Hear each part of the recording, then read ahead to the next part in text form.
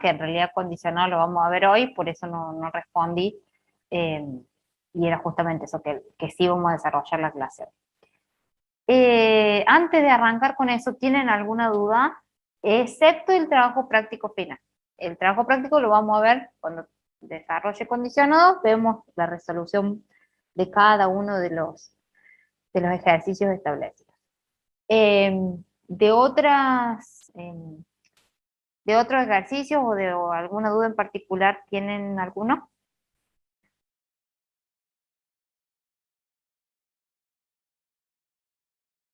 Acuérdense que el lunes es el parcial, ¿no? Lunes que viene. A las 18 cuarto, capaz que lo ponga. Cosa que cualquier horario. No, entonces, pero si puedo explicar un ejercicio de dominio, por favor. Bueno, vamos a explicar ahora del trabajo práctico, explicamos de dominio. Si me preguntan así muy general, vamos a explicar eso. Si tienen duda en alguno en particular, cualquier cosa me avisan cuál es el específico. ¿Qué les iba a decir? Sí, creo que ya les comenté, no me acuerdo, pero básicamente el parcial va a durar 1 hora, hora y cuarto más o menos, hora y cuarto, hora y 20. Va a estar establecido cuando ustedes ingresen, les va a decir, tienen tantos minutos para poder resolverlo. Les va a salir entre 3, 4 ejercicios, y acuérdense que, se me cayó el micrófono, acuérdense que lo que tienen que hacer es desarrollarlo, ¿sí? Agarran una hoja, ven el ejercicio que les toca, lo desarrollan por completo, no, eh, no se olviden de poner nada, digamos. Tiene que estar todo el ejercicio desarrollado. En el caso de dominio tiene que estar las gráficas, en el caso de, por ejemplo, extremos relativos, tiene que estar el sistema de ecuación desarrollado correctamente. eh, bueno, y el resto completo, digamos. Acuérdense que dice, profe, vamos a tener que graficar cuádricas en el dominio, solo cónicas.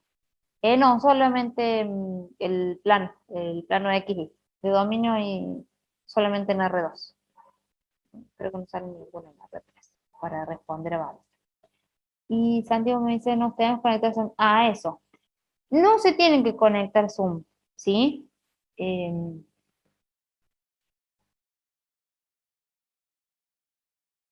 estoy pensando que bueno, no hace falta que se conecten a Zoom, con que se conecten en la V es suficiente, ¿sí?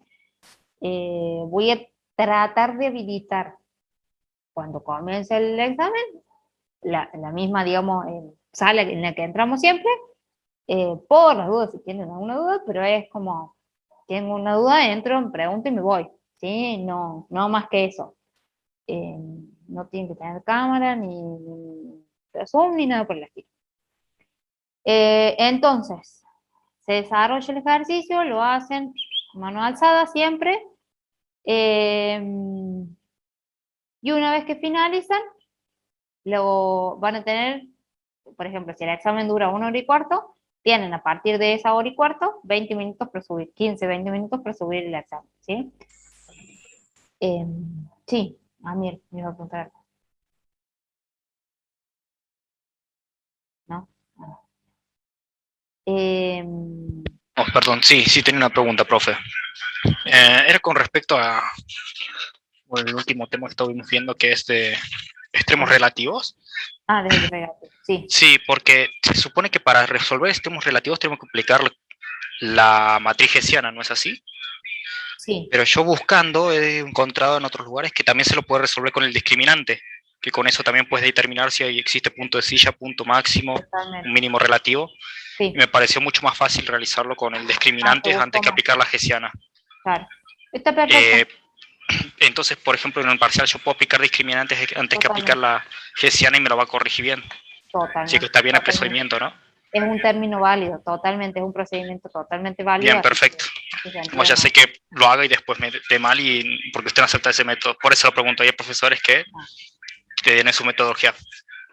Claro, no te puedo condicionar a que vos pienses de la misma manera que pienso yo, que razones de la misma manera que razones. si el ejercicio que vos hiciste tiene una coherencia, está bien resuelto por el método que sea, no te puedo poner que está mal. Perfecto. Muchas gracias, profe. De nada. Así que en eso no, está perfecto. A mí me gusta más que Gesiano, por eso lo voy así, pero sí. Hay otro método, por supuestamente que siempre que sea válido y correcto, está perfecto igual. Después, le estaba diciendo, que tienen 15, 20 minutos para subir el PDF, ¿sí? Traten de, hay una aplicación del celu que se llama Cam Scanner, que directamente te convierte las fotos a PDF, entonces hacen un PDF, lo suben a la web y listo. Tiene que estar subido automáticamente, esté cerrado el parcial, ¿sí? Tienen un lapso de tiempo, pero no pueden subirlo al día siguiente, ¿sí? Directamente. No me acuerdo si el examen está seteado o no para que les devuelva una nota. Caso en el que esté seteado que les devuelva una nota, esa nota no es la nota final del examen, ¿sí? La nota del examen va a ser la nota que yo les pongo cuando les corrija en los procedimientos que ustedes me hayan mandado. Eso que quede bien en claro, ¿sí? Si sacaron un 0 en la V, en la elección de las respuestas correctas, y después yo veo el examen y está todo completo y perfecto, tienen un 10, la nota es un 10, y viceversa. Si se sacaron un 10 en la V y después veo y que el desarrollo absolutamente no tiene ni son ni ton, tienen un 2 directamente, ¿sí? Entonces la nota no es la nota que les tira la V, sino que es la nota de la corrección del examen que ustedes presentan. Por eso lo importante es la presentación del examen, no la página de la V, ¿sí? No la elección del ejercicio de la V. Eso viene solamente para que les va a salir, digamos, de manera aleatoria a cada uno distintos ejercicios. Para eso se utiliza, ¿sí? Pero no, eh, no es eso, digamos, el examen. El examen es que ustedes desarrollen los ejercicios correctamente. Esteban me dice, yo tengo una duda sobre el sistema de ecuaciones en los extremos condicionados. Sí, pero no lo vimos todavía. Si en la ecuación 1 elijo encontrar el valor de y, lo reemplazo en la ecuación 2, pero encontré el valor de x, después tengo que encontrar x en la ecuación 1 e y en la ecuación 2, ahora lo vamos a ver. Lo vamos a ver a eso, Esteban.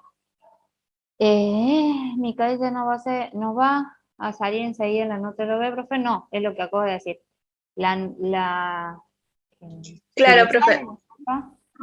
Disculpe, o sea, mi pregunta era si nos salía la nota y después iba a estar condicionado a lo que usted vea en el desarrollo o directamente no sale nada y esperamos a la nota que usted nos suba.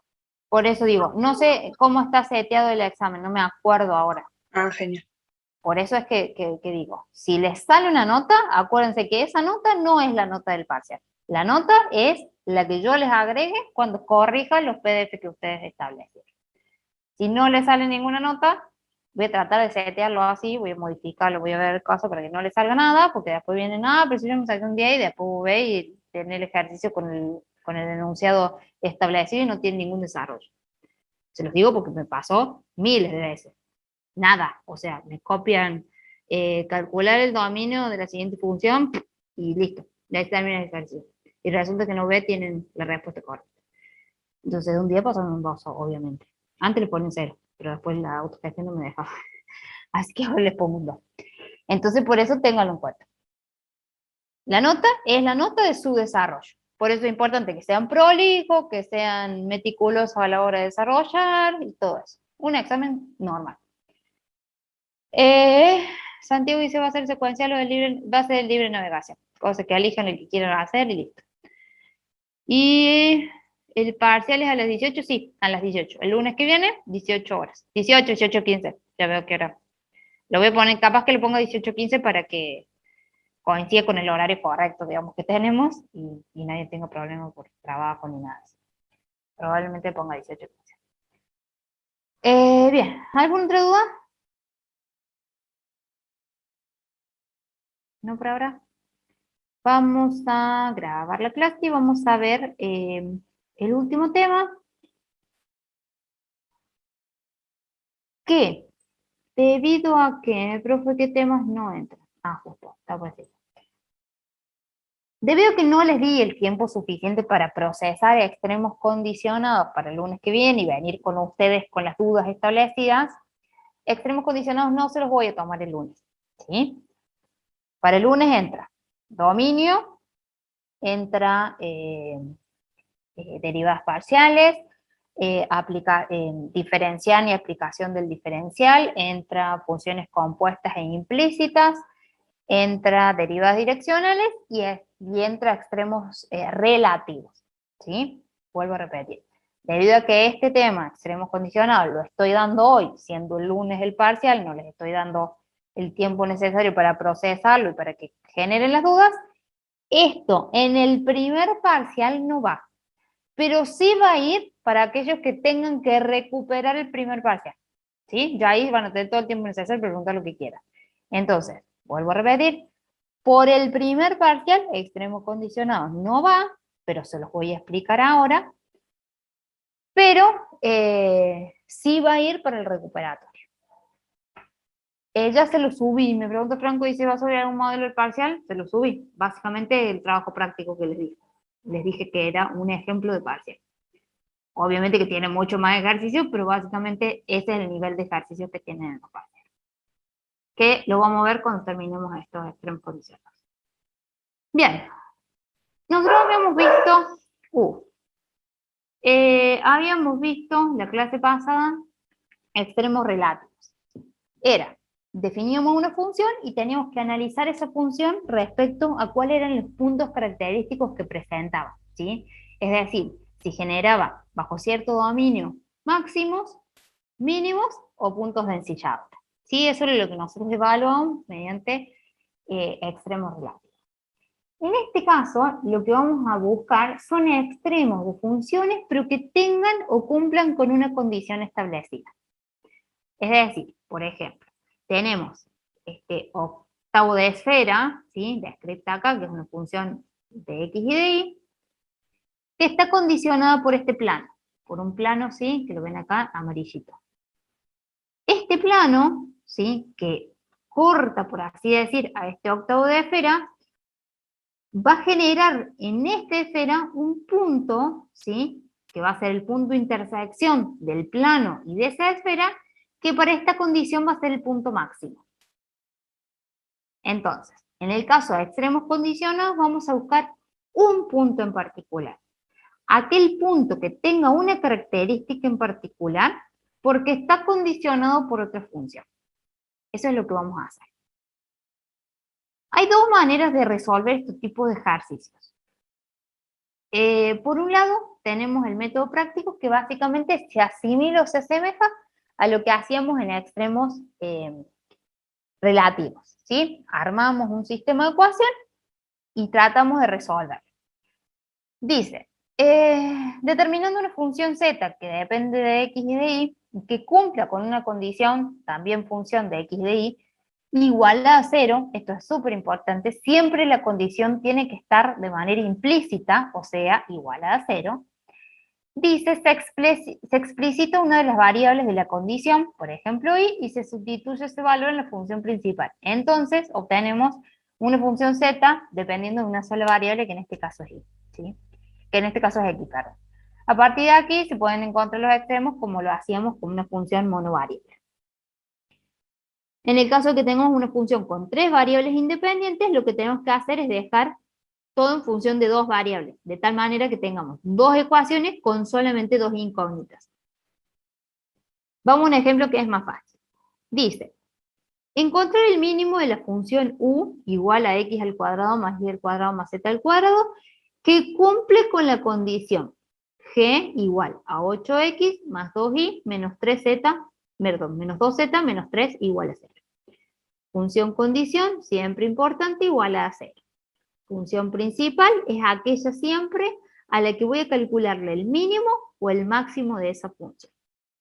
En este caso te pide que encuentres el mínimo de esta función que cumpla con esta condición. Básicamente es la intersección que habíamos visto recién. La intersección de una gráfica, que en este caso era una esfera, ¿sí? Con un plano específico. Como esta es una función de 3 variables y esta es una función de 3 variables, nosotros podemos encontrar solamente 2 ecuaciones, ¿sí? Entonces lo que vamos a hacer es dejar todo en función, por ejemplo, a la variable z en función de x y de y. De esa manera vamos a tener, partiendo de la función condición, ¿no? Decimos que z es igual a esta función que es función de x y de y. Entonces, como ya tenemos un equivalente de la variable z que queda en función de x y de y, la podemos reemplazar. Es decir, vamos a tener nuestra función u que va a depender de 2 variables nada más, de x y de y. ¿Por qué? Porque la función z la podemos reemplazar por esta condición que acabamos de encontrar. De esa manera obtenemos una función en 2 variables. Al tener una función de 2 variables, ya podríamos encontrar cuáles son los puntos característicos de esa función, ¿sí? Era lo mismo que veníamos haciendo en extremos relativos. Tenemos una función de 2 variables, vamos a encontrar cuáles puntos característicos presenta esa función. Que está condicionada por esta, porque ya la incorporamos. ¿Cómo la incorporamos? Haciendo la equivalencia de z en función de x y y. Entonces, como tenemos esta función que depende de x y de y, podemos encontrar cuáles son los puntos críticos de esa nueva función principal. Para eso, lo mismo que hacíamos en extremos relativos, planteamos la derivada primera, respecto de x, respecto de y. Tenemos en este caso un sistema de ecuación con 2 incógnitas. Al tener un sistema de ecuación con 2 incógnitas, lo podemos resolver. ¿Sí? 2 ecuaciones con 2 incógnitas, resolver. De ahí encontramos que existe un único punto crítico. Justamente va a haber un solo punto crítico porque esta función está condicionada con esa, en un mínimo, ¿sí? Y ese punto crítico es de 1/3, 1/2. El ejercicio terminaría ahí, porque básicamente lo que me está pidiendo es encontrar el mínimo de esta función u que cumpla con esta condición. Y el mínimo está en la coordenada 1/3, 1/12, lo que ahora necesitaría sería la coordenada z, ¿sí? Para poder establecerlo. Pero ahí terminaría, porque ya el ejercicio me está diciendo que es un mínimo de esta función condicionada por esta otra plano. Solo para corroborar que realmente esto que dice acá sea un mínimo como me lo establece el ejercicio me dice que ese aparentemente es un mínimo, solamente porque dudo y quiero corroborar, sigo con el resto de los pasos. ¿Para qué? Para justamente definir si es un mínimo. En el caso, como yo se los había explicado, a extremos relativos, para conocer si este punto crítico es un extremo, teníamos que armar el hessiano con las derivadas segundas, ¿sí? En este caso las derivadas segundas son todos valores constantes, por ende, este hessiano nos da un valor positivo, o sea, mayor que 0, quiere decir que en este punto en particular existe un extremo. Pero bueno, yo ya sé que es un extremo, pero acá me dice que es un mínimo. Y realmente es un mínimo, y bueno, vamos a ir a categorizar ese extremo en el punto número 3 con la derivada segunda respecto de la misma variable. Como ambas son constantes, me da lo mismo tomar una o la otra. Cualquiera de las dos va a ser mayor que 0, o sea positivo, por ende, en ese punto sí existe un mínimo, tal como el ejercicio me lo había ya anticipado. Es decir, de acá está como de más, digamos. Lo hice solamente para corroborar que eso es un mínimo. Con llegar acá, ya el ejercicio terminó. Lo único que sí me faltaba definir era la coordenada z, ¿sí? Que para encontrar la coordenada z de este punto de par ordenado a x, y vengo y la reemplazo acá, ¿sí? Y obtengo cuál es la coordenada z. Menos 1/12 años. Ese es el método, digamos, práctico. El problema es que a veces la condición está de alguna manera que no es fácil dejarla poder separar variables, ¿sí? Como en muchos de los casos no es fácil poder dejar una variable en función de otras dos, o si Si acá tenemos una condición de dos variables nada más, puedo dejar una en función de la otra, es que hay otro método que es el más utilizado para extremos condicionados, que se llama el método del multiplicador de Lagrange. Este método multiplicador de Lagrange lo que hace es formar una nueva función que es una función auxiliar de Lagrange. Esa función auxiliar de Lagrange está compuesta por la función principal más lambda, es la nueva variable, que es la variable multiplicador de Lagrange, multiplicado por la función condición. Entonces, voy a tener una nueva función, ¿sí? La función que es la auxiliar de Lagrange, que ahora va a depender no solamente de las variables x e y, ¿sí? Siempre hablando que la función principal sea una función z, dependiendo de dos variables independientes, y la condición también tenga dos variables independientes. No solamente va a depender de esas dos variables independientes, sino que va a depender de esta nueva variable que es el multiplicador de Lagrange. Entonces, vuelvo a repetir, la función auxiliar está constituida por la función principal más lambda por la función condición.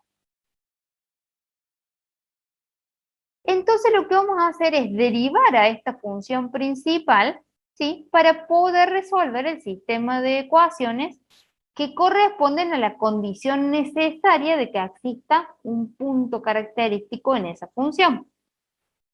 Una vez que resolvemos el sistema de ecuaciones, ¿sí? Con la condición necesaria, vamos a encontrar cuál es ese máximo o ese mínimo que me va a pedir el ejercicio.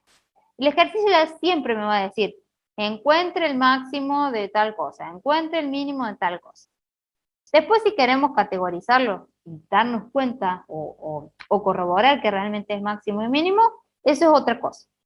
Pero el ejercicio me pide que yo encuentre cuál es el punto de intersección de esas dos funciones, de la función principal con la función condición. Como un ejemplo que siempre digo es más fácil. Volviendo al ejemplo que hicimos anterior, ¿sí? Que teníamos que encontrar un mínimo de esa función u que estuviese condicionada por g, por el plano g. Ahora lo voy a hacer con el multiplicador o con la función auxiliar de Lagrange. En este caso, tengo una función de tres variables independientes, ¿sí? Tanto la función condición, aquella que quiero encontrar el mínimo, eso es como súper importante. A ver si puedo como... Ah, no, pensé que se iba a cerrar. Ah, sí, se subraya, ¿no? Sí, que se subraya. Ah, no sé. Bueno, de nuevo esta aplicación. No, creo que le está diciendo. Ah, que la función principal dependía de tres variables independientes y que la condición también depende de tres variables independientes. Entonces, para armar la función auxiliar dijimos que es la función principal más lambda por la condición. La función principal, como les dije hace un ratito, siempre es aquella que sea máxima o que sea mínima. En este caso dice, encontrar el mínimo de esta función. Por ende, esta función u va a ser nada más ni nada menos que la función principal. Con la condición tanto. En este caso fue como muy específico porque utilizó la palabra condición, ¿sí? Pero básicamente el plano G va a ser la condicionada. Por ende voy a tener función principal, que es la función u, x cuadrado más y cuadrado más z cuadrado, más lambda por la condición. Acuérdense que la condición siempre tiene que estar de manera implícita, ¿sí? Siempre tiene que estar igualada a 0. Entonces me queda lambda más 8x más 2y menos 2z menos 3, que es mi condición. Una vez que armé esta función auxiliar, ahora tengo mi función, digamos, a partir de la cual voy a establecer la condición necesaria para armar mi sistema de ecuaciones. Acuérdense que la condición necesaria para que exista un extremo en dicha función consistía en que sus derivadas primeras fuesen igual a 0. ¿Sí? Entonces, la derivada primera de esta función con respecto de x, me paro en esta nueva función que acabo de conseguir o de armar, y la derivo con respecto a x. Esto me queda 2x más lambda por 8. Me queda 2x más 8 por 8, igual a 0. La derivada de esta función auxiliar respecto de y, me paro acá y derivo esto respecto de y, me queda 2y más lambda por 2, igualado a 0. La derivada con respecto de z, me paro acá y derivo 2z más lambda por menos 2z. O sea, 2z menos 2 lambda, igual. Mientras que, como esta nueva función auxiliar depende de x, de y, de z, y ahora también de lambda, porque acabo de incorporar esa variable, también voy a tener la derivada de esa función auxiliar respecto de lambda. Y siempre la derivada de la función auxiliar respecto de lambda va a ser la función condición, tal cual está. 8x más 2y menos 2z menos 3, porque acuérdense que siempre lambda va a estar multiplicado a la función condición. Por ende, su derivada va a ser la función condición. Entonces, este método me ayuda a poder, esa incorporación de esa nueva variable, me ayuda a poder resolver el sistema de ecuaciones. Siempre de las 2 o 3 primeras derivadas, necesito encontrar las igualdades. Z en función de y en función de x, z en función de x, ¿sí? O alguna de todas esas igualdades. ¿Para qué? Para que una vez encontradas esas igualdades, pueda utilizar esta última derivada, ¿sí? Y poder encontrar cuál es el primer valor de una de esas tres variables. Es decir, esta última derivada la voy a dejar al último para que me quede todo en función de una sola variable y encontrar el valor de esa primer variable para luego poder encontrar el valor del resto de las variables. Entonces, de estas tres primeras puedo despejar lambda. De esta particularmente despejo lambda y me queda lambda igual a menos x sobre 4. ¿Sí? Este término pasa para el otro lado restando, este 8 pasa dividiendo, me queda menos x sobre 4. De acá también puedo despejar lambda, y me queda que lambda es igual a menos y. Esto pasa para este lado restando, esto pasa dividiendo, y se me anulan el 2 por el 2, me queda que lambda es igual a menos y.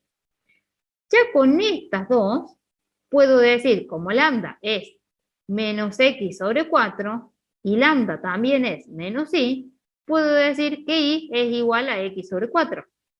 ¿Sí? O menos y igual a menos x sobre 4. Es lo mismo. Con signo negativo o con signo positivo. Ya encontré ahí en función de x. O x función de x. En la tercera puedo volver a despejar lambda y obtengo que lambda es igual a z. Entonces, como lambda es z y lambda es menos y, z es igual a menos y. Y menos y es igual a menos 4 a menos x sobre 4. Por ende, menos x sobre 4 es igual a z. O sea, tengo todas estas iguales. ¿Por qué las necesito? Porque ahora puedo utilizar esta ecuación y dejar todo en función de una sola variable. Por ejemplo, en función de x. De tal manera que me queda 8x más 2y, pero y era igual a x sobre 4. O sea, 2 por x sobre 4. Menos 2 por z, pero z era igual a menos x sobre 4. Todo eso menos 3 igual a 0. Me queda una sola ecuación con una sola incógnita, que es x. Resuelvo y obtengo que x vale 1/3. Si x vale 1/3, vengo acá y encuentro cuánto vale y cuánto vale z. Y vale 1 sobre 12, z vale menos 1 sobre 12. De esa manera encontré lo mismo que encontré en el ejercicio anterior. Es decir, la terna ordenada que corresponde al mínimo, es lo que me dijo mi ejercicio, al mínimo de esta función condicionado por ese plano. Y ahí terminó el ejercicio, porque básicamente me pide encontrar el mínimo de esta función que cumple con esta condición. ¿Se entendió?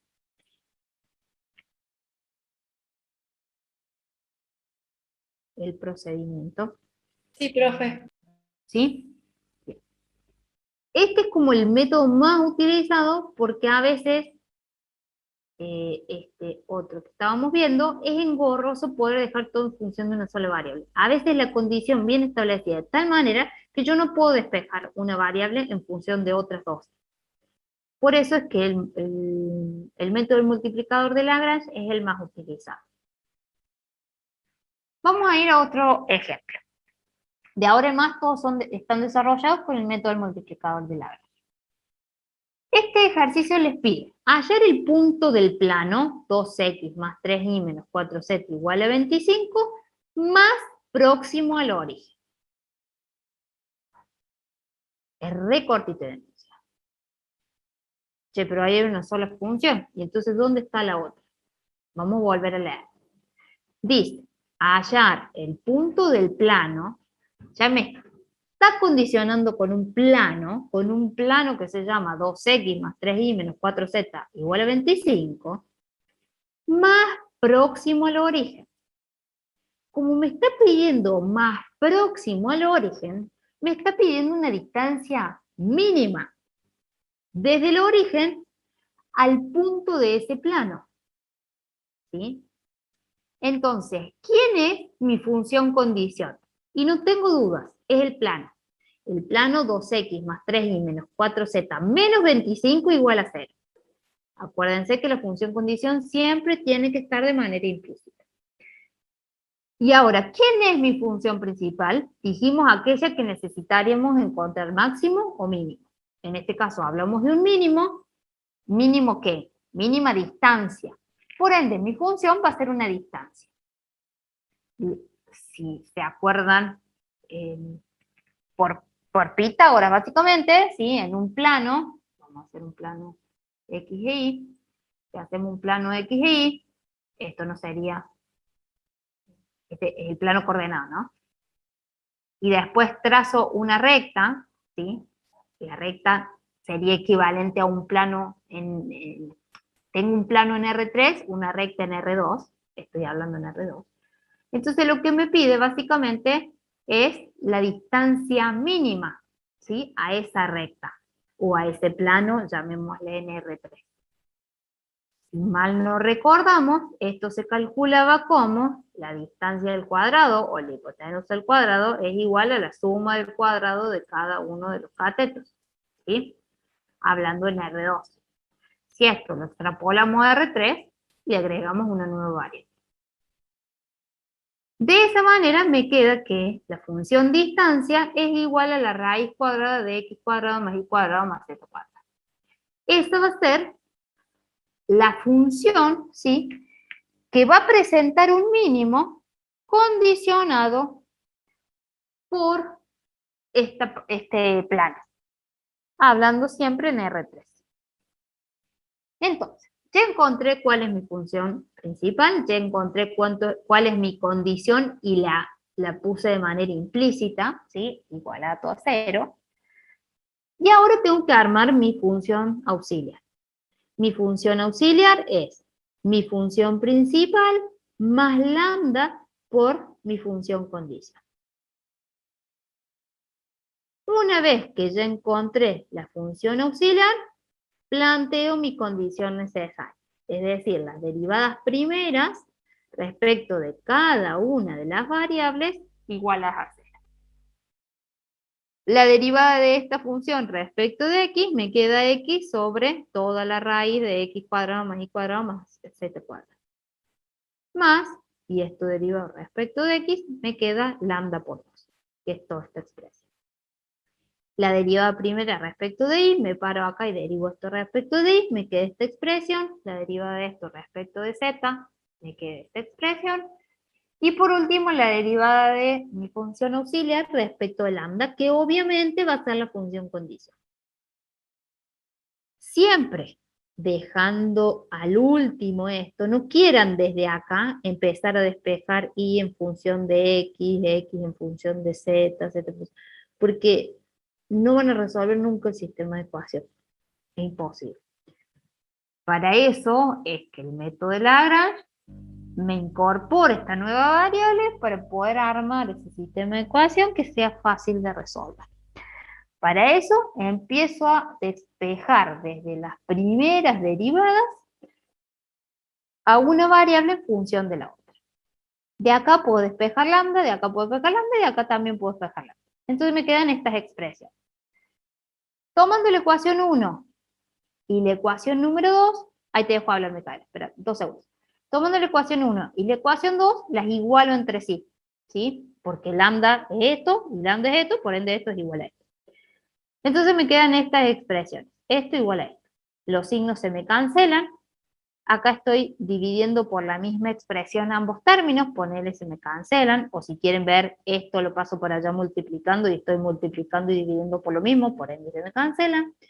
Y este 3 que está dividiendo lo paso por el otro lado multiplicando, esto que estamos dividiendo paso por el otro lado multiplicando, y me queda que 3x es igual a 12. Logré mi primer objetivo, dejar ahí en función de x o x en función de y. De hecho, hasta pueden decir que y es igual a 2 tercios de y, que x es igual a 2 tercios de y, o que y es igual a 3 medios de x. Con que lo dejen así es suficiente. Si quieren despejarlo más, lo pueden seguir. Bien, ahora necesito que x quede en función de z o que y quede en función de z. ¿Para qué? Para después venir acá y dejar todo en función de una sola variable. Entonces, tomé la ecuación número 2 y la igualé a la ecuación número 3 porque lambda, perdón, es igual a toda esta expresión, lambda es igual a toda esta expresión, por ende toda esta expresión es igual a toda esta. Esto es igual a esto. De acá simplifico estos dos términos, este 4 que está dividiendo pasa multiplicando y este 3 que está dividiendo pasa multiplicando, y me queda que menos 4y es igual a 3z. Entonces ya tengo todas las conversiones o funciones de x en función de y en función de z. Entonces vengo acá y dejo todo a la última ecuación, o a la última derivada, y dejo expresado todo en función de una sola variable. En este caso elegí dejar expresado todo en función de y. Me queda 2 por x, donde x es igual a 2 tercios de y. Más 3 por y, menos 4 por z, donde z es igual a menos 4 tercios de z, menos 25 igual a 0. Resuelvo y obtengo cuánto vale y. Como ya sé cuánto vale y, vengo a esta ecuación y vengo a esta ecuación y encuentro los equivalentes en z y en x. De esa manera encuentro la terna ordenada que va a corresponder al punto más próximo desde el origen hacia este plano, en R3. Micaela, ¿me querías preguntar algo? Sí, profe. Con respecto a las igualaciones, ¿da lo mismo con que iguale a quién o le puedo igualar como yo quiera? Quiero decir con esto, a X lo igualo con la de Y a X la puedo igualar con Z o sí tengo que respetar y X igual a Y igual a Z o va a depender del problema. Va a depender del problema, de cómo está establecida la función. ¿Y cómo me daría cuenta yo ahí? Es que en realidad siempre te queda una variable en función de la otra, no importa cuál te quede, porque básicamente si acá te hubiese quedado a X en función de Z, ahora vos necesitas ahí en función de X o en función de Z, de cualquiera de las dos, porque ya esta igualdad ya la tenés. Entonces, aparte el desarrollo del sistema de ecuación directamente te va a terminar dando eso, porque está establecido de esa manera, pues son derivas en X, en Y y en Z. Entonces, si acá te quedaba en X en función de Z, acá lo que tienes que buscar es que Y te quede en función de cualquiera, de X o de Z. Te da exactamente lo mismo. El problema te lo va a dar básicamente. ¿Por qué? Porque vos ya tenés las igualdades. Entonces te queda que Y está en función de X, vos ya sabes cuánto es Y en función de Z a partir de esta igualación, digamos, de esta ecuación.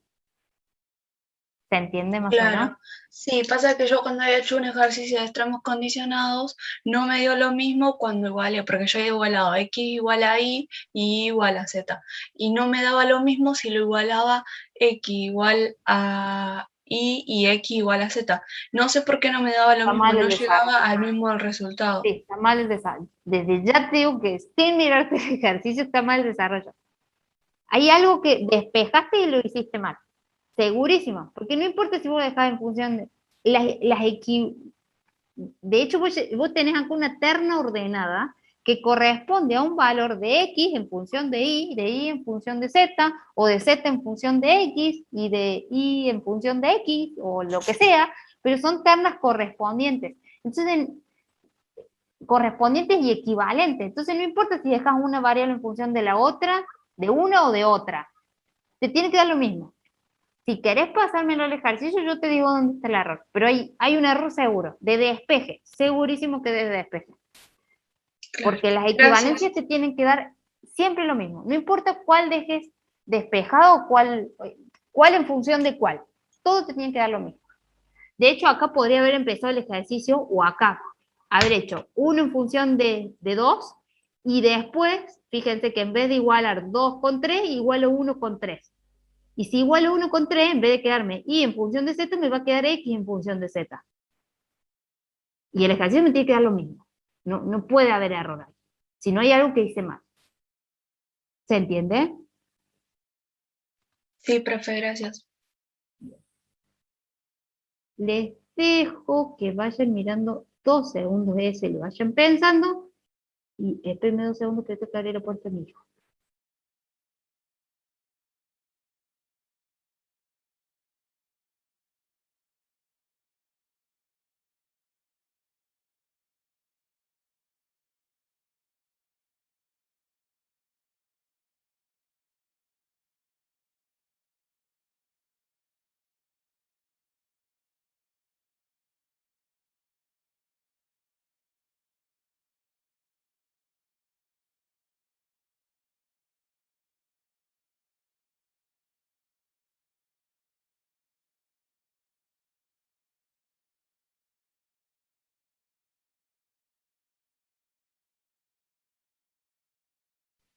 Bien. Del ejercicio anterior, ¿tienen alguna duda? Se los cambia rotundamente, pero...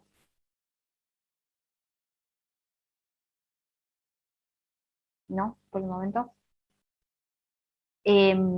Como les decía, este es un mínimo, ¿sí? Porque le dice que es el punto más próximo desde el origen hacia ese plano.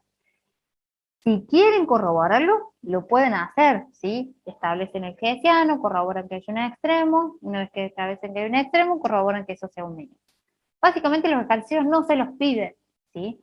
Porque ya te está diciendo, ya está corroborado que ese es el mínimo. Entonces no hace falta, pero si se lo llegasen a preguntar o llegasen a necesitarlo, esa sería, digamos, la metodología.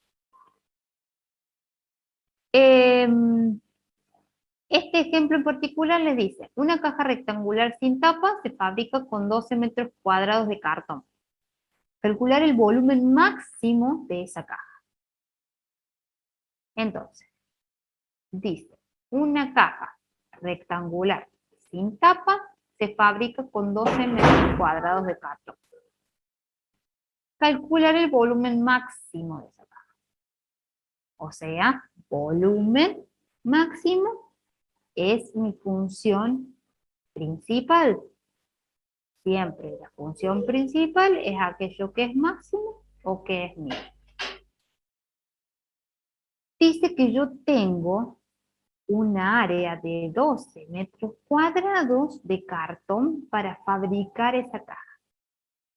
¿Sí? Entonces esta es la condición. El área que tengo para poder fabricar esa caja. Por ende, lo que va a estar condicionado va a ser cómo yo corte ese cartón de tal manera que eso me dé un volumen máximo.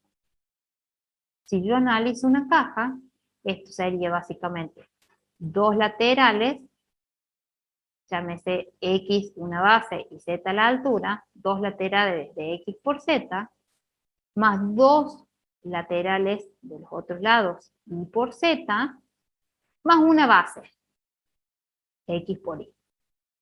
Dice que es sin tapa. Si fuese con tapa ya cambia. Hay que calcular la tapa, los bordecitos de cada tapa, ya tengo muchas más variables por calcular. Pero en este caso, como me pide sin tapa, básicamente es eso. El área de la caja, dijimos es 2 laterales X por Z, 2 laterales Y por Z, más una base X por Z.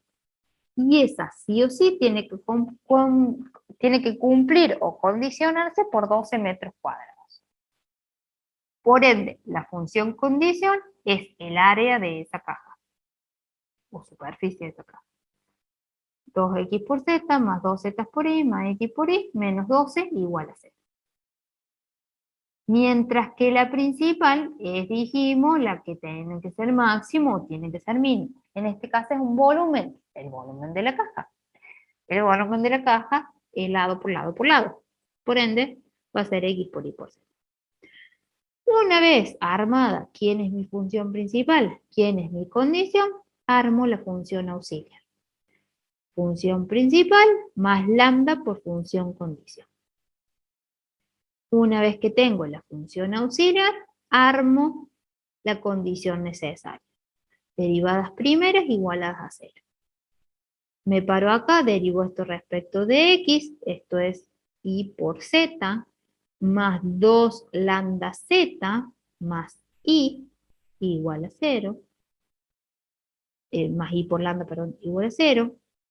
Me paro acá y derivo esto respecto de y, esto me queda x por z, más lambda por 2z igual a 0, y me paro acá y derivo esto respecto de z. Esto me queda x por y, más lambda por 2x, más lambda por 2y, igual a 2.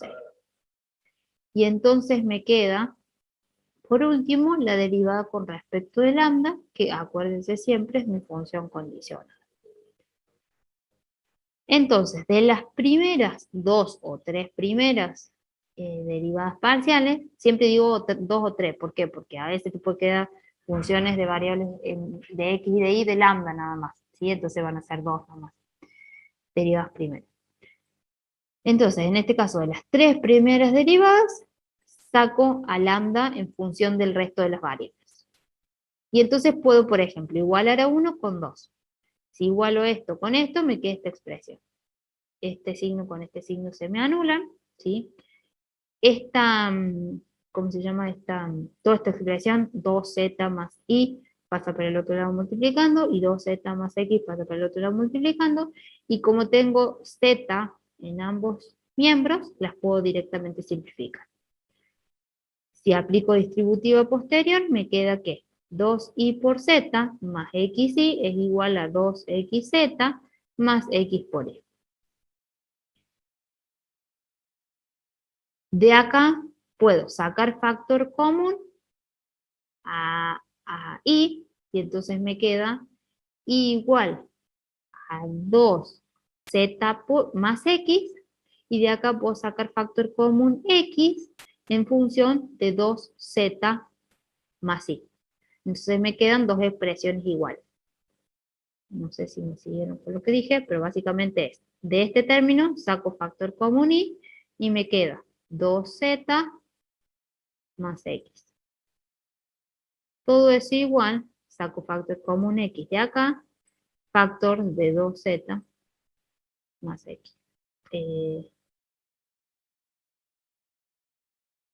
2z más x, eso. 2z más y. Acá me queda. No está mal. ¿Qué hice mal? Me queda menos iz sobre 2z más y. Igual a menos zxz sobre 2z más x. Esto pasa para este lado multiplicando. Les queda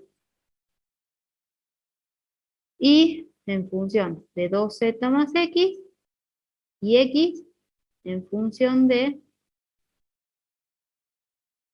x en función de 2iz más x. Ahora sí, no dije nada. Voy a borrar todo. Entonces me queda, después de la distributiva, esta expresión, de las cuales tengo x por y de este lado y x por y de este lado, ¿sí? Puedo anular, o si quieren pasen este por otro lado por restando, y me quedan dos expresiones por fin contrario, se me simplifican. Y por otro lado tengo multiplicado a 2 todos los términos, lo puedo simplificar, y z multiplicado los dos términos, puedo simplificar y de esa manera me queda que y es igual a x. Eso es de la igualación de 1 con 2. Ahora pase a igualar 2 con 3. ¿Sí? De esta igualación obtengo que y es igual a 2z. Podría haber hecho también y 1 igualado a 3, por ejemplo. Y en ese caso me hubiese quedado una función de x en función de z, ¿sí? O z en función de x, es lo mismo. Entonces de ahí podría haber sacado las igualdades de la misma manera. Entonces me queda que x es igual a y es igual a 2z, por ende 2z va a ser igual a x. De estas igualaciones vengo a la función condición, que la obtuve de derivar a la función principal, o auxiliar, mejor dicho, la función auxiliar respecto de la variable lambda, y dejo todo expresado en función de una sola variable, en este caso en función de z. Resuelvo este sistema de ecuación con una sola incógnita y obtengo que z es igual a 1. De acá, con estas igualdades, puedo saber cuánto vale x y cuánto vale y. Entonces, básicamente no armo un par ordenado, porque en este caso estoy hablando de longitudes, ¿sí? De cómo voy a cortar este cartón. Entonces, básicamente, dice que tiene que tener un lado de 2, otro lado de 2, y una altura de 1 metro, para que el volumen sea máximo. Fíjense que la pregunta dice, o que el enunciado, mejor dicho, dice, calcule el volumen. Entonces, no tienen una terna ordenada 2, 2, 1, ¿sí? Ni tampoco le sirve que x sea igual a 2, y sea igual a 2, y z sea igual a 1. No es que no le sirve, sí le sirve, ¿para qué? Para calcular el volumen, que es lo que les pide, ¿sí? Eso es re importante, porque de esto depende el resultado que van a elegir en el aula virtual, ¿sí? Justamente de lo que les pregunte el ejercicio. Más allá de que para acá está todo bien hasta acá, pero en realidad el ejercicio les pregunta calcular el volumen. También les podría haber preguntado cuál es la superficie cuyo volumen sea máximo de esta caja. Y entonces, en vez de calcular el volumen, calculan la superficie, a pesar de que el volumen es el máximo. Entonces, depende de qué es lo que el ejercicio les está preguntando, es la respuesta que ustedes tienen que dar. ¿Se entendió el ejercicio?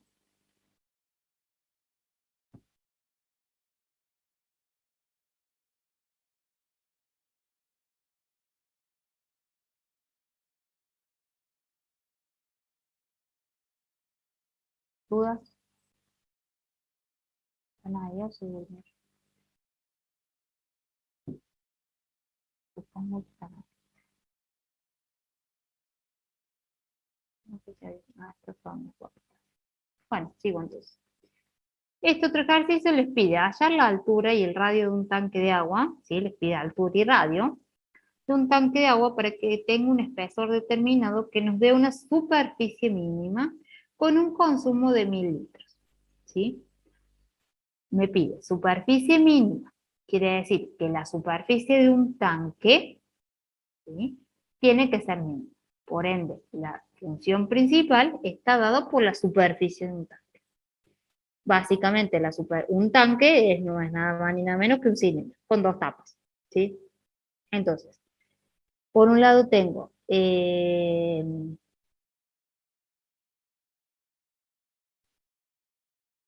área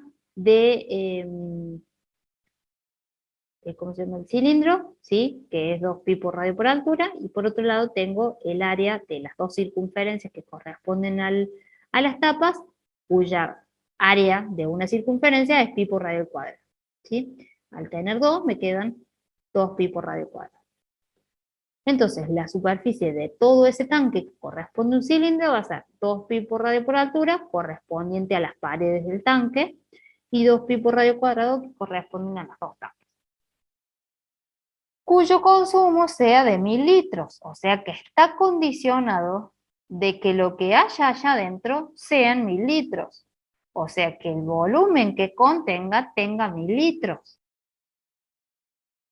El volumen de un cilindro es pi por radio cuadrado por altura, ¿sí?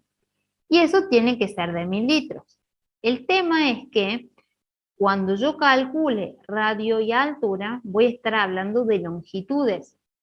Por ende, el volumen también estaría bueno que esté expresado en una unidad de tal manera que cuando resuelva me quede unidades de longitudes. Por eso es que hago la equivalencia de que 1000 litros es igual a 1 metro cúbico.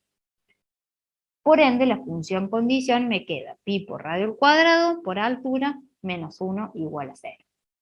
Siempre la función condición de manera implícita. Y entonces armo la función auxiliar. Fíjense que en este caso me quedan 3 variables. 2 correspondientes a las variables que necesito encontrar, radio y altura, y otra correspondiente al auxiliar del agua. Esto es función principal, superficie del tanque, aquella que tiene que ser mínima, más lambda por función auxiliar. Más lambda por función condición. Es decir, el volumen condicional. Como tengo 3 variables, obtengo 3 derivadas parciales, la función auxiliar la derivada respecto del radio, la función auxiliar derivada respecto de la altura y la derivada de la función auxiliar respecto de la altura. Me quedan todas estas expresiones, ¿sí? Y acá obviamente la función condición. De acá puedo dejar a lambda, ¿sí? De tal manera que deje al radio en función de la altura o la altura en función del radio, como quieran llamar. Igual a 1,2, ya con esta igualdad puedo venir a la ecuación número 3, ¿sí? Y poder encontrar el radio correspondiente. Fíjense que este 1 corresponde a los metros cúbicos, ¿sí? Entonces es la única unidad, la única variable en este caso que tiene una unidad, ¿sí? Por ende me queda 1 metro cúbico, de tal manera que si yo le saco una raíz cúbica, el metro cúbico con el cubo se me van y me queda metros. Si acá hubiese puesto 1000, eso estaría mal, digamos, ¿sí? Tendría raíz cúbica de litros. Y no sería coherente. Entonces me queda que el radio es de 0,54 metros. Si el radio es de esto, yo sé que 2 veces el radio me da la altura. Por ende la altura es de 1,08. Como lo que me pedía era la altura y el radio, con la altura y el radio es suficiente. Esa va a ser la altura mínima y el radio mínimo para que en ese tanque entre 1000 litros. ¿Dudas? ¿Consultas? Después tienen ahí. Profe, Sí. yo en la diapositiva anterior tengo una duda, bueno, no sé si es una duda, es más que nada consultar, porque cuando yo tengo una caja, digamos, sin tapa, el área es el que está ahí. Pero cuando yo tengo una caja con tapa, el área no sería 2 por XY más 2 por XZ más 2 por YZ, o sea, en todo se multiplica el 2.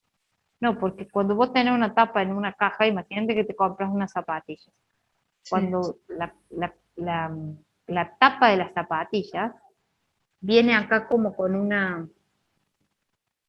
con solapitas, digamos. ¿Se entiende? O sea, lo correcto sería eso. Una caja tradicional tiene solapas, la tapa. ¿Se entiende o no? Sí. Si no,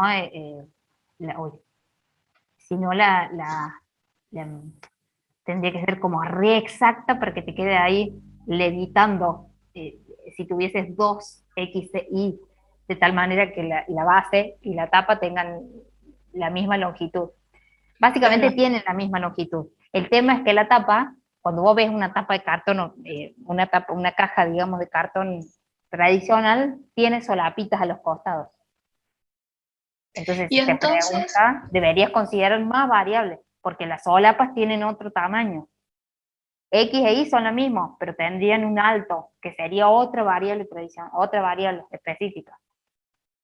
claro, si me dicen con tapa, ya le agregaría más variables. Claro, otra variable, una variable más. Gracias. ¿En todos los términos sería la variable? Solamente en el caso de la tapa. porque deberías agregar una área que corresponde, digamos, a esa etapa. Entonces vos tenés la solapita, por ejemplo, de este lado, va a ser I, porque va a tener la longitud que tenga el ancho de esa caja, pero ahora, por ejemplo, por una altura W, llamémosle. Y entonces acá vas a tener otra solapa que va a ser X por esa altura W. Y va a tener dos de esas. Dos de X por W y dos de Y por W. Pero obviamente el volumen también debería ser en función, o no, no necesariamente. Pero el tema ahí es que va a tener, sí, cinco, en este caso cinco ecuaciones con 5 incógnitas. Te agregaría W. Creo que ningún ejercicio te pide contar. Por lo menos los que he visto no tienen. Pero sería eso nada más. Agregar una variable más. ¿Dudas? Y ahí les dejo 3 ejercicios para que desarrollen.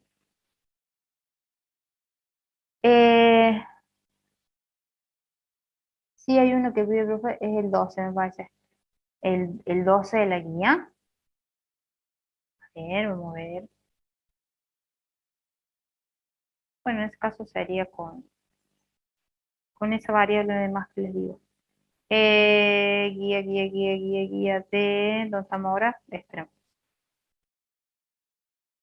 Dice, sí, el 12. A ver, vamos a ver qué dice. Ahí se está abriendo.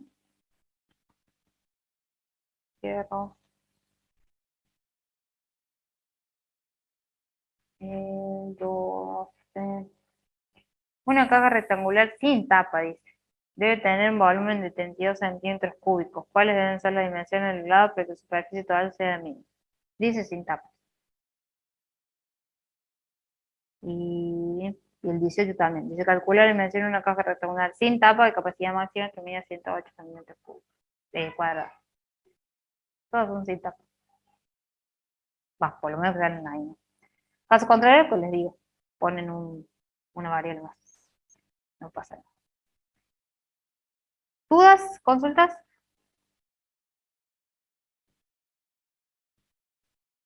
¿No?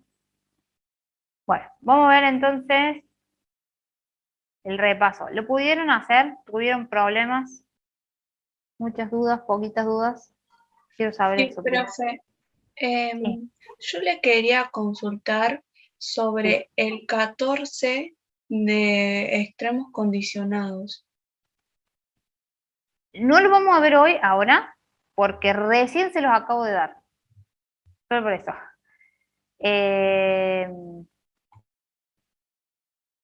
Como les digo, no se los voy a tomar el parcial que viene porque no les estoy dando el tiempo necesario para que lo procesen y vengan con las consultas. Por eso no lo vemos ahora. Pero, a ver, básicamente ya veo que dice el 14. Encontrar entre los triángulos rectángulos de hipotenusa 49, hallar el área máxima. ¿Qué hay con ese? No sé cómo resolverlo, no sé cómo plantearlo. O sea, cómo plantear la función condición y la... Funciones. A ver, yo te planteo. Ya que estamos, lo hacemos. Compartir, déjame plantear en la pizarra. Déjame leer qué dice. Entre los triángulos rectángulos de hipotenusa 49, o sea, te está condicionando que entre todos los triángulos rectángulos que existan, consigas aquel cuya hipotenusa, ¿sí? Es decir, la raíz cuadrada de x cuadrado más y al cuadrado, sea igual a 49. ¿Sí? Entonces esta va a ser la función condición. La función condición correcta es x cuadrado más y al cuadrado menos 49 igual a 0. Y después que te dice, hallar el área máxima. Entonces necesitas hallar aquel, ¿sí? Cuya área sea la máxima. Por ende, tu función principal va a ser el área máxima. ¿El área de quién? Y de un triángulo rectangular. O sea, base por altura sobre 2. Entonces tenés función principal función condición y armas ¿cómo se dice? La función auxiliar de la. Gracias, profe. De nada. Podría explicar el 18 de dominio porque no me salió. ¿Qué dice el 18 de dominio? Vamos a abrir dominio.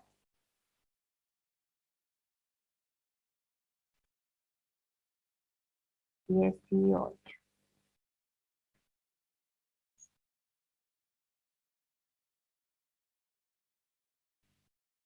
A ver acá.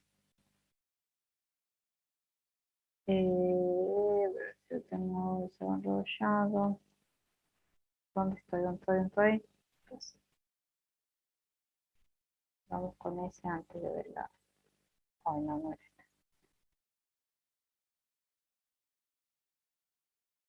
Cierro esto.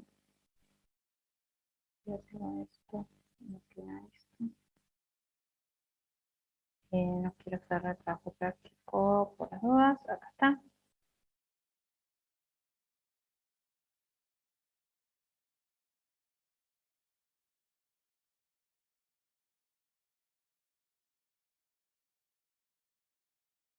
Bueno,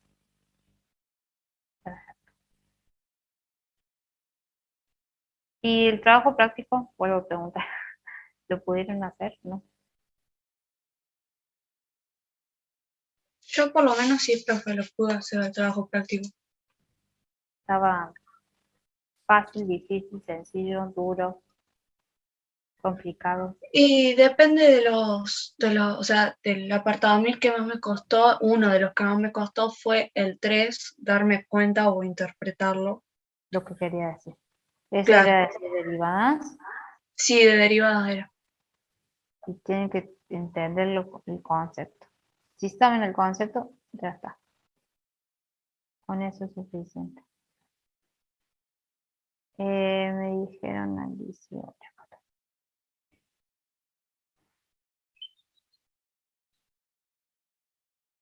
Les comparto dominio 18.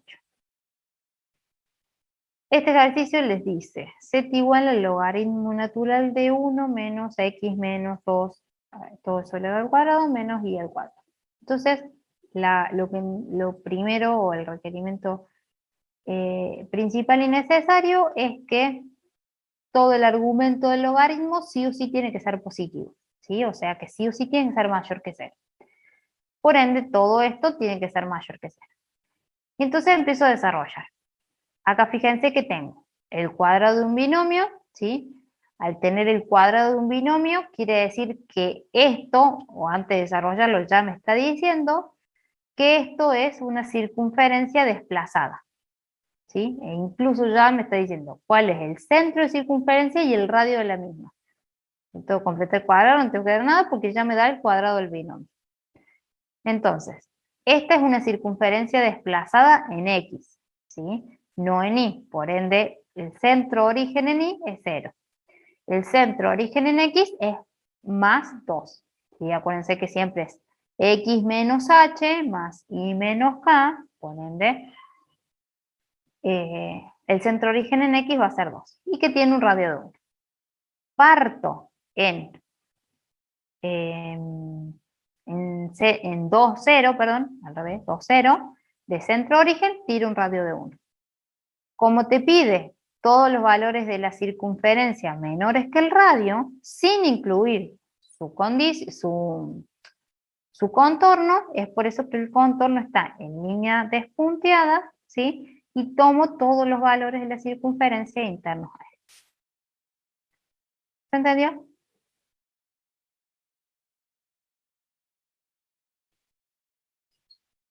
Genial. Bueno. Dejo compartir. Y vamos a compartir el TP. TP. No está acá. Compartir. Bien. El primer ejercicio les decía, hallar gráficamente el dominio de la siguiente función. Tengo un cociente cuya función denominador es el arco coseno de x cuadrado más y cuadrado menos 3. Déjenme que lo amplíe un cachito si quieren verlo mejor. sobre un denominador que es x cuadrado más y cuadrado menos 4. ¿Sí? Por un lado sé que la función arco-coseno tiene que ir entre 1 y menos 1, ¿sí? Por ende el argumento que esté acá adentro tiene que ir entre menos 1 y 1. Entonces me queda menos 1 menor o igual de x cuadrado más y cuadrado menos 3, menor o igual que 1. Este término, menos 3, pasa para ambos lados, sumando, y me queda menos 1 más 3, 2. 1 más 3, 4. Entonces voy a tener dos gráficas acá. Por un lado tengo esta circunferencia de radio raíz de 2, y por otro lado tengo esta otra circunferencia de radio 2. La circunferencia de radio raíz de 2 es la verde que está graficada acá, y dice que tengo que tomar los valores de circunferencia mayores que el radio, o sea, para afuera. Mientras que la otra circunferencia de radio 2, que es esta que está líneas cortadas rojas, que hasta el momento tiene que ser continuo, porque dice que tengo que tomar los valores de circunferencia menores o iguales que el radio, ¿sí? Que la circunferencia de mayor radio, o sea, la circunferencia 2. Es decir, tomo todos los valores por acá.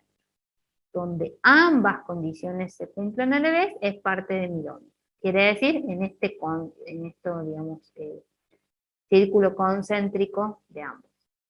En este anillo sería concéntrico.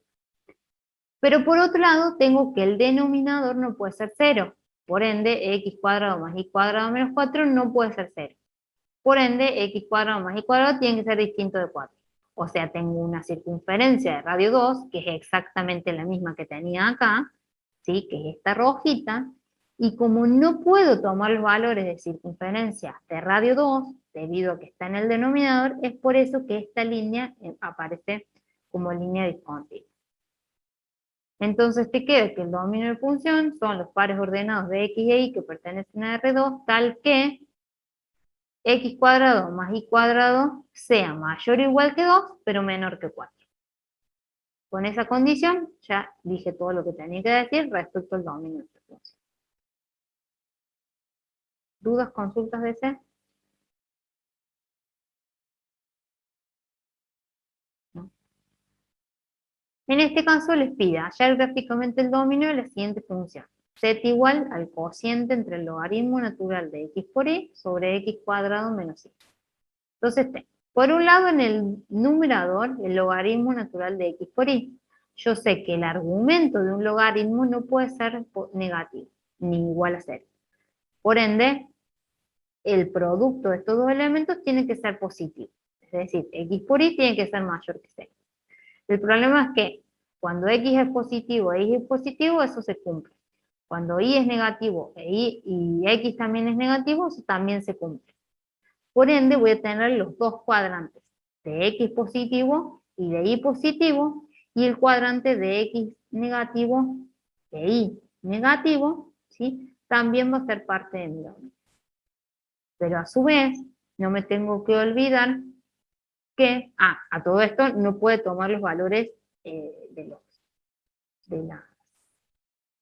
las rectas, de los ejes, ¿sí? No puede tomar los valores de los ejes, ¿por qué? Porque cualquier valor del eje, por ejemplo, este punto va a ser el par ordenado 2, 0, y 0 no es admitido, ¿por qué? Porque multiplicado por el otro me da 0, y un logaritmo natural no existe en 0, ¿sí? Por eso es que los ejes coordenados están en línea discontinua. Por otro lado, el denominador no puede ser 0, o sea, x cuadrado menos y no puede ser 0. Por ende, y tiene que ser distinto que x cuadrado, o sea, la parábola x cuadrado no puede ser parte de mi dominio. Esta rama no me importa, porque básicamente este cuadrante no puedo tomar nada. Pero esta sí, porque cualquier punto que caiga dentro de esta parábola va a hacer que esto se haga 0 y va a hacer que la función no existe en el campo de los redes. ¿Se entendió? ¿Dudas?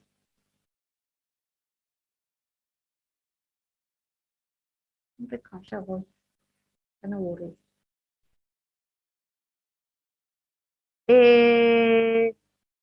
Profe, Sí. en el anterior, el 2, lo que yo no entiendo es por qué los ejes no van.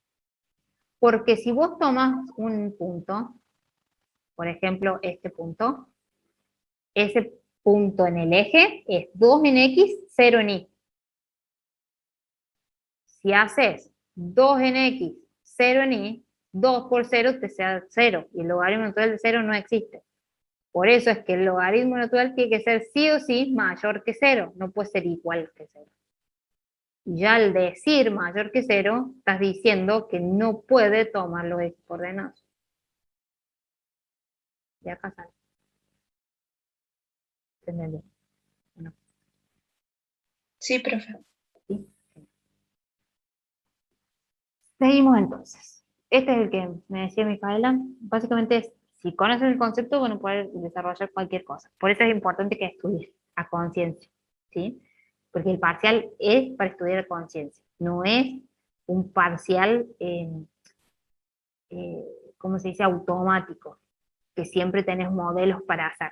Es un parcial a conciencia, ¿sí? Debido a las circunstancias en las que estamos haciendo, la única manera de poder evaluar que realmente tengan los conocimientos básicos de análisis matemático es que ustedes hayan estudiado conciencia. Y este es un ejemplo muy preciso. Calcular la pendiente de la recta tangente a la curva de intersección de la superficie, z igual a 2x cuadrado menos 3xy más y al cuadrado, con el plano x2 en el punto 2 menos 3. Un día un alumno se reenojó conmigo y me dijo, profesora, usted me dijo que el plano tangente no iba a tomar, y a mí me salió un ejercicio de plano tangente. Esto no tiene absolutamente nada que ver con plano tangente. Entonces dije, bueno, mi vida, si vos no sabes el concepto básico de la derivada, la verdad que no estamos por el paso. Calcular, vamos a volver a leer. Calcular la pendiente de la recta tangente, a una curva en un punto, no es nada más ni nada menos que el concepto de la derivada. ¿Sí? Pendiente de la recta tangente es el concepto geométrico de la derivada. Por eso es que les digo que si no saben, no estudian en conciencia, va a ser difícil de pasar. Entonces, les pide la derivada. ¿Pero la derivada de quién? Si z depende de x y de y, yo dije que tengo dos variables independientes y digo que tengo tantas derivadas parciales como variables independientes que tenga. Entonces, al tener dos variables independientes, tengo la posibilidad de encontrar dos derivadas parciales. Y acá me está pidiendo una, porque dice calcular la pendiente, una sola. ¿Cuál de las dos? Y si me dice que calcule la pendiente de la recta tangente a la curva de intersección de esta superficie, en este punto, con el plano x igual a 2. Quiere decir que x es igual a 2, toma una constante en el plano, ¿sí? O en el valor de x2, que en R13 me genera un plano. Quiere decir que x es constante. Por ende, lo que me está pidiendo es la derivada respecto de y, porque es a la que voy a estar variando cuando x sea constante. De hecho, la derivada de z con respecto de y es la variación, ¿sí? Básicamente es la pendiente de la recta tangente en ese punto para cuando x es constante, ¿sí? De hecho, las derivadas parciales hago que una variable varía, valga la redundancia, se mueve mientras otra queda constante, la tomo como constante. Por ende, me está pidiendo súper fácil este ejercicio, la derivada de esta función respecto de y valor en este punto, nada más. Me paro acá, derivo esto respecto de y, me queda menos 3x más 8y, valuada en 2, 3, y eso me da el valor. Esa es la pendiente de la recta tangente de esta función en este punto, 2, 3. ¿Se entendió? Hay ejercicios que son así de simples, pero que si no saben el concepto, no lo van a poder hacer. ¿Dudas, consultas? ¿Hasta el momento?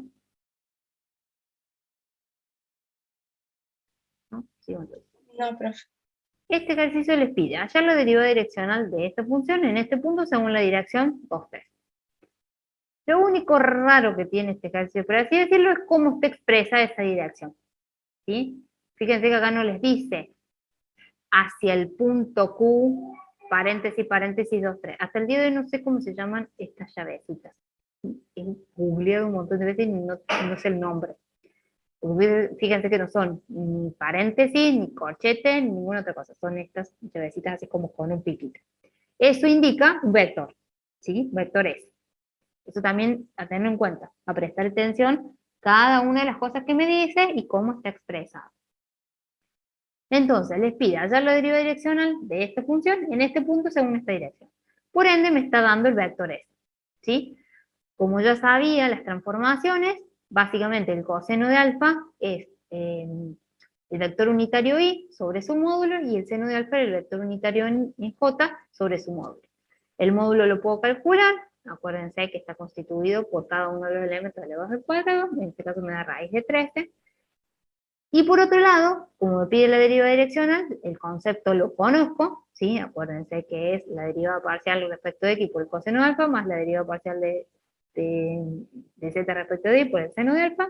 Entonces me falta calcular las derivas parciales.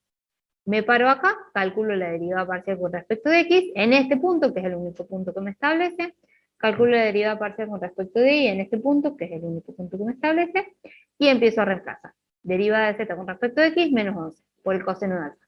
Coseno de alfa, dijimos, es vector unitario en y sobre su módulo. Más deriva parcial en z con respecto de y, que es 15, por vector unitario en j sobre su módulo, ¿sí? Que es el seno de alfa. Todo eso me da 23 sobre raíces de 13.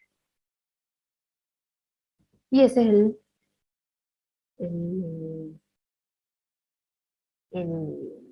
el valor de la deriva direccional, o sea, cómo se modifica o varía esa función cuando yo me muevo tanto en x como en y, de acuerdo a este vector, a partir de este punto. ¿Dudas, consultas?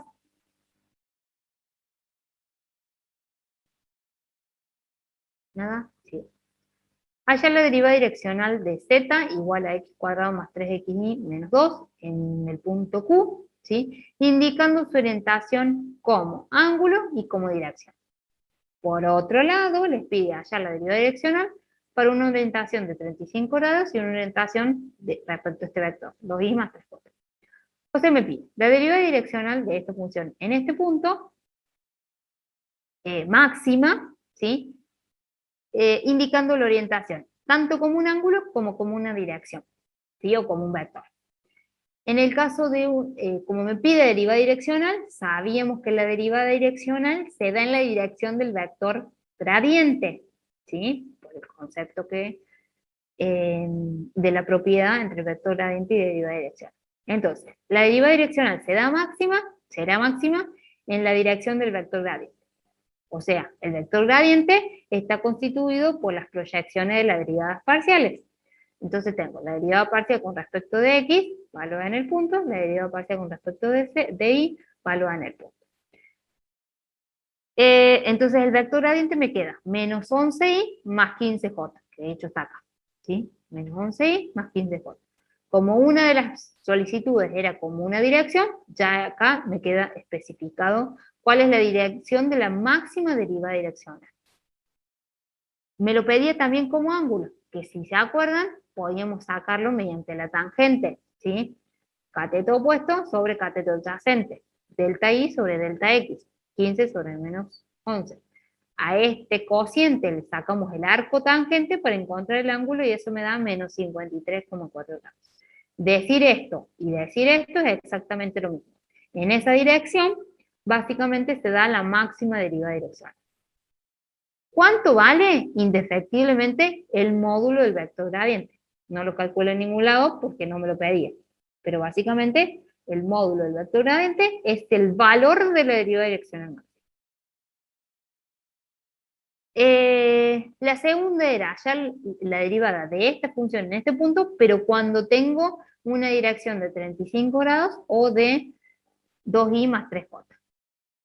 Entonces, básicamente, aplico el concepto de deriva direccional, ya tengo las derivas parciales, ahora necesito encontrar el coseno y el seno respecto del ángulo que era 35 grados, ¿sí? Y obtengo entonces, aplicando el concepto, cuánto vale la deriva direccional.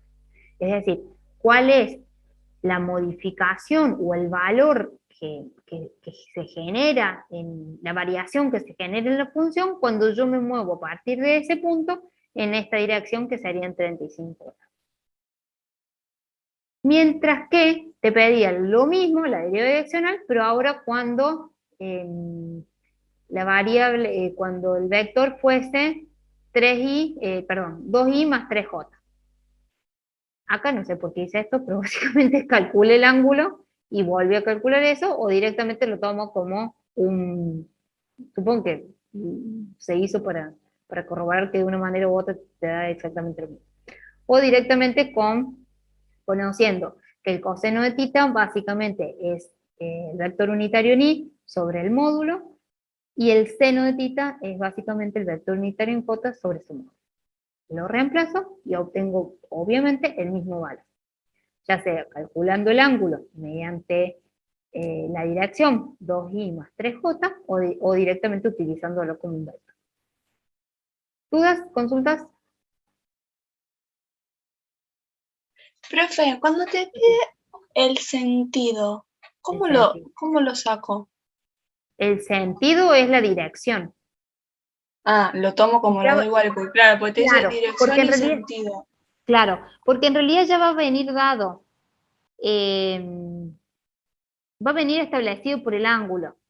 Desde ese punto, en este ángulo, ya automáticamente te da dirección y sentido. Porque si no, no partiría del punto P. ¿Se entiende o no? Estoy hablando muy en el aire. Si vos lo que necesitas es calcular la derivada direccional a partir de este punto, ¿sí? Respecto de una dirección, por ejemplo, de 35 grados, voy a buscar así una recta. Una dirección, por ejemplo, respecto del ángulo, respecto del eje X, 35 grados básicamente, cuando calcules, a ver, cuando te pide cuál es la derivada direccional, te tiene que dar un ángulo. Cuando te pregunte cuánto vale, eso es un valor, un número, ¿sí? Que tiene que ver justamente con la magnitud en la que se movió esa función. Pero básicamente va a estar dado por el ángulo, cuando te pide dirección y sentido. Porque caso contrario no partiría de este punto. La dirección cambiaría hacia acá si yo arranco desde este punto. Pero en realidad ya te da dirección y sentido porque es desde este punto hacia donde apunta. A los 35 grados, a los 2i más 3j o a lo que sea. ¿Se entiende o no? Sí, profe, gracias. Y este es el último que vemos. Les dejo el otro porque no se los voy a tomar. ¿Qué les pedía? O que les establecía. El gradiente, me da el vector gradiente, corresponde a una función que presenta un máximo en 1, 1, un mínimo en 0, 0, un punto de encilladura en 1, 1, un máximo en 0, 0. O sea, tengo que decir cuál de estas opciones es correcta. Por ende, me está pidiendo básicamente extremos relativos, pero me los mezcla con gradientes. ¿Por qué? Porque es fácil. Tengo que conocer cuál es el máximo o el mínimo o el punto de encilladura de esa función. ¿De cuál función? No lo tengo. ¿Pero qué tengo? El gradiente de esa función. Y el gradiente de esa función está constituido por las derivadas primeras. Derivada primera respecto de x por versor unitario y más derivada primera respecto de y por versor unitario j. Entonces ya tengo las derivadas primeras de la función. ¿Me hace falta la función? No, ¿para qué? Porque ya tengo las derivadas primeras, puedo armar el sistema de ecuación y encontrar cuáles son los puntos críticos o característicos de mi función. Una vez que armo el sistema de ecuación, lo resuelvo y obtengo dos puntos críticos. El punto 0, 0 y el punto 1, 1, que o casualidad coincide con todas las opciones. O sea, hasta acá no puedo decir que nada de nada. Entonces empiezo a evaluar. Para el punto 0, 0, o para el punto 1, 1, no me acuerdo cómo empecé, para el punto 0, 0, tengo un hessiano menor que 0. Es decir, que tener un hessiano negativo o menor que 0, en el punto 0, 0, eso implica un punto de encilladura. Ah, bueno, a ver, voy a las opciones. 0, 0 mínimo, 0, 0 máximo. Listo. Ni esta son correctas. Me quedan estas dos. Y probablemente el 1, 1 sea un máximo. Vamos a ver. El hessiano valorado en el punto 1 es mayor que 0. O sea que hay un extremo. Lo que no sé ahora es si un máximo o un mínimo. Voy a la derivada segunda, evalúo, me da menor que cero, por ende es máximo. Entonces vengo a las opciones y el punto 1, 1 pertenece a un máximo. Esta es la opción correcta. ¿Dudas?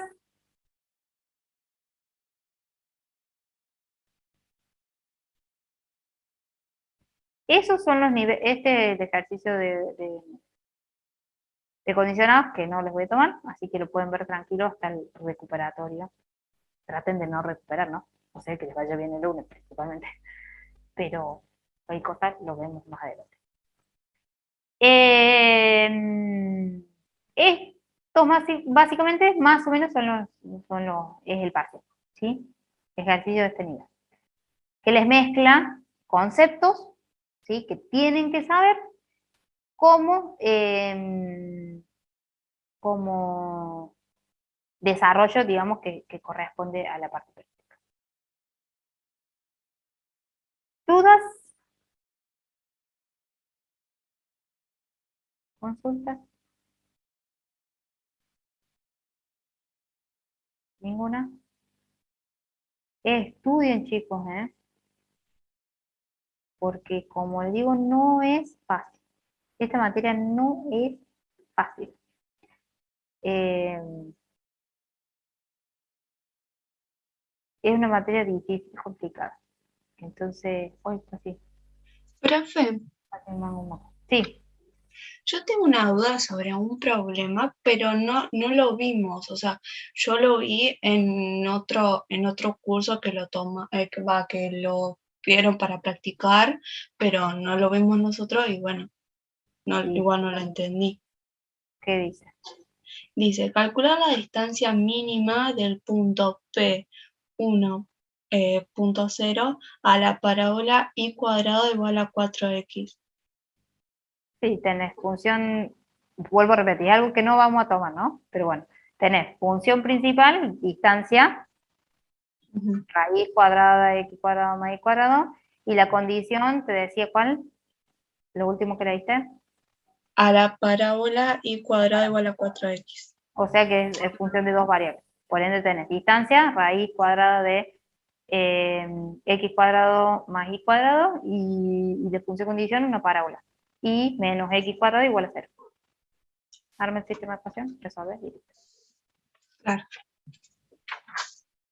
Sí, ahora lo entendí. Es que era un tema que no habíamos visto. Y es difícil cuando no, por ahí no se explica. Entonces, estudien para el lunes, porque como les digo, no es fácil, yo les aviso que no es fácil, ¿sí? No es porque yo quiera que sea difícil, sino porque no es una materia fácil, fácil. No es complicada. Si ustedes la vinieron al día haciendo el ejercicio de la guía, haciendo el ejercicio de cosas y todo lo que tenían para desarrollar, el lunes les va a ir bien, no tienen problema. Ahora, si no han visto absolutamente nada hasta el día de hoy, y la verdad que el lunes no sé si llega. Eso es lo que recomiendo. ¿Sí? Es una cuestión de sentarse y la única forma de estudiar esta materia es hacer ejercicio. 25 millones de ejercicios. Profe, disculpe, ¿van a Sí, ser 4 o 5? 4, no más Ah, que 4. perfecto. Gracias. 5 es un montón. ¿Alguna otra duda? ¿Tampoco? No, profe, todo claro. Listo. Bueno, chicos, entonces los veo el lunes. Acuérdense que no es obligatorio el Zoom. ¿Sí? Voy a tratar de Profe, dar una sala. Sí, ¿va a subir estas resoluciones del trabajo práctico a la UB? no, no, Bueno, gracias. de nada. No, la idea era que lo vieran, digamos, conocieran cómo se desarrolla y ya con eso se supone que lo entendieron. Creo. No, eso sí, re importante la pregunta de Andrea que dice que si después tenemos clase, no. No se los voy a dar porque empezamos con un tema que es re difícil, que es integrales, y yo sé que cuando uno rinde un parcial, termina con la cabeza sequísima. Entonces no voy a hacer un ogro y les voy a dar clase después de eso porque es imposible. O sea, va a ser una clase al peperino, yo voy a hablar al Pepe, ustedes no van a entender nada, entonces para cansarlos y no tiene sentido, dije que no. Termina el parcial, termina la clase y nos vemos el lunes que viene. ¿Estamos? Listo, profe, gracias. A ustedes, chicos, profe, nos muchas vemos. gracias. Adiós.